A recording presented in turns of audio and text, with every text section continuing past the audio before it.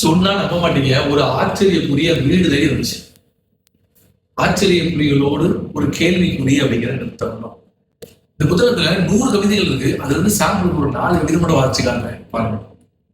தள்ளுவண்டி கடையில் உடைந்த சாமி சிலை, விலையை குறைத்த கடைக்காரன், கால் இல்லாவிட்டாலும் கடவுளே விலையை குறைக்காமல் வாங்கினார் மாற்றுத்திறனாளி.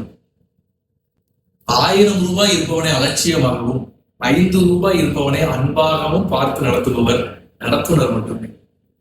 சிக்காத புள்ளிகளே இல்லை, அவள் கோலம் போட ஆரம்பித்தாள். விற்பனைக்கு சாலையோரத்தில் ஈர மண்ணோடு நிரந்தர இடம் தேடும் அகதிகளாக பாலித்தீன் கவரில் பாவமாக ரோஜா செல்லும்.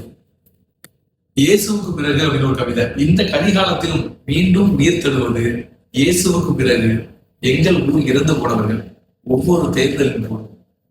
கண்டோட்டை பத்தி தெரியுது. ஒரு நிமிடம் ஒரு புத்தகம், ஆச்சரிய குறிகளோடு ஒரு கேள்விக்குறி. கவிஞர் செந்தமிழ் சீனிவாசன்.